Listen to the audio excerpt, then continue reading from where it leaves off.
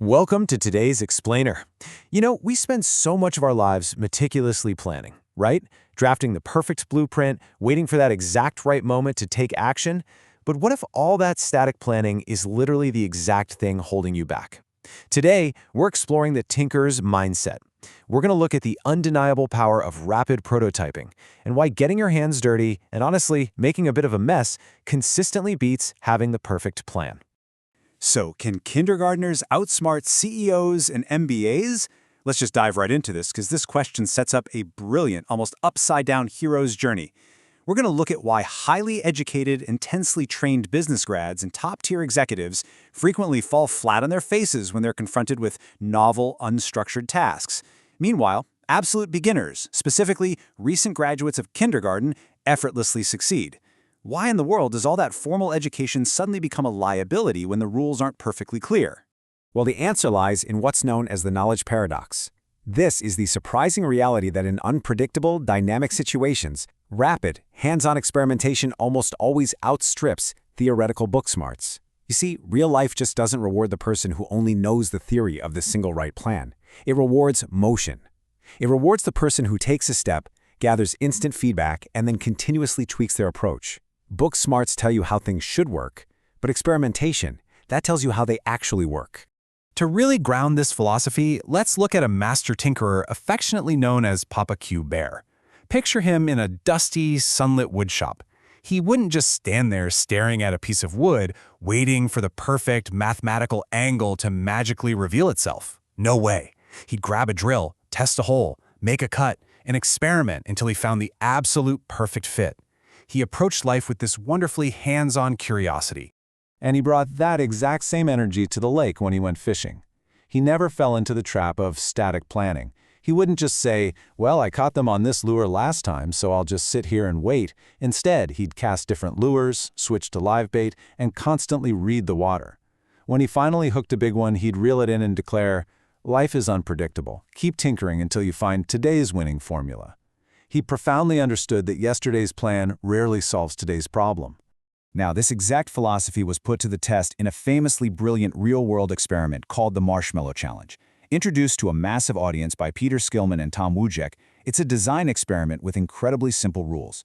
Teams of 4 are given a strict 18-minute time limit and a very small kit of materials: 20 sticks of uncooked spaghetti, 1 yard of transparent tape, 1 yard of string, and a single, standard-sized marshmallow. At first glance, it's just a handful of humble supplies. You've got your 20 sticks of spaghetti, a yard of tape, a yard of string, basically the raw materials of innovation. But there's one single critical, non-negotiable constraint to this challenge. The overarching goal is to build the tallest freestanding structure possible, and the entire marshmallow absolutely must rest at the very top. Sounds super easy, right? But the reality of working with these materials and, other people is incredibly complex. When you watch how different groups tackle this, a pretty fascinating pattern emerges. The adults, especially the business school students, behave very rigidly. They spend the first 15 minutes talking, analyzing, generating options, and jockeying for power. They formulate a master plan, divide up the tasks, and finally execute. The kids? The kindergartners do the exact opposite. They don't strategize at all. They playfully and enthusiastically grab that marshmallow right away, stick some spaghetti in it, watch it wobble, watch it fall over, and then they fix it. They build, break, and improve repeatedly. For the adults, their so-called perfect plan usually leads to a really painful moment of truth. With just seconds left on the clock, they take that marshmallow and gingerly place it on top of their completely untested structure. They're fully expecting a triumphant ta-da, but instead, they get a heartbreaking uh-oh. It turns out the marshmallow, which they assumed was light and fluffy, is actually quite heavy compared to fragile spaghetti. So the untested structure buckles and collapses into a totally useless pile of carbs. Now, what's really interesting about this slide is just how jaw-dropping the contrast is. Highly trained business school students average structures of less than 10 inches. Lawyers do slightly better at 15 inches. But the kindergartners? They absolutely crush the highly trained professionals, building structures that average a towering 26 inches.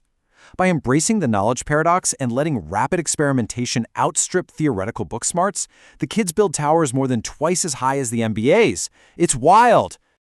To push this even further, Wojcik decided to raise the stakes. He offered a massive $10,000 software prize to a group of design students for the winning team.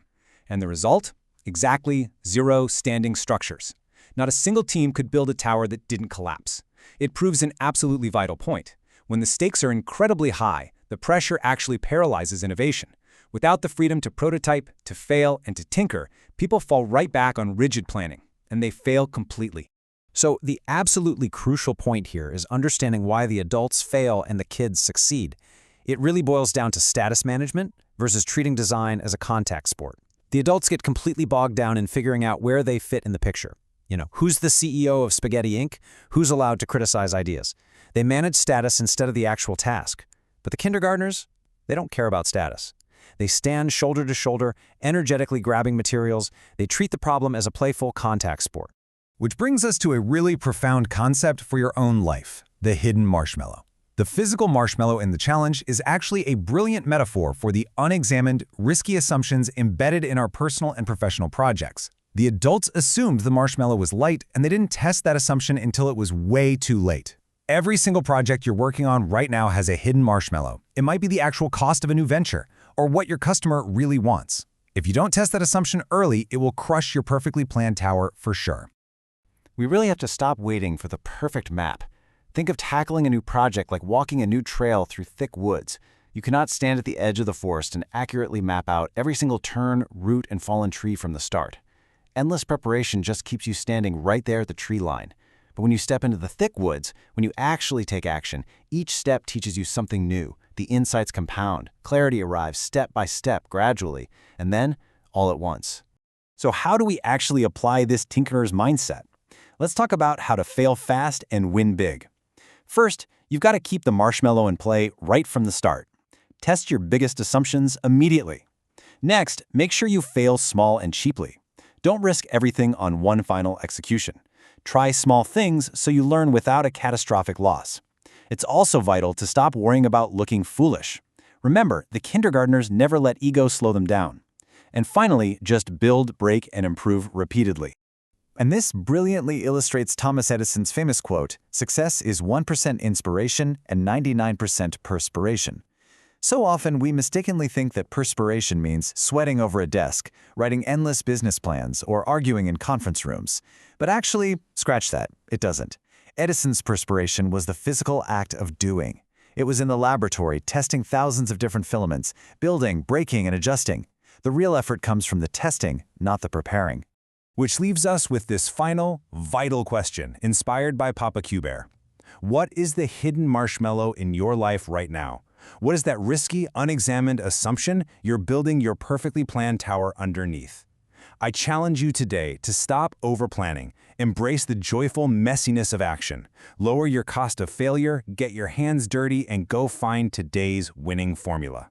Thanks for joining us for this explainer, and until next time, keep tinkering.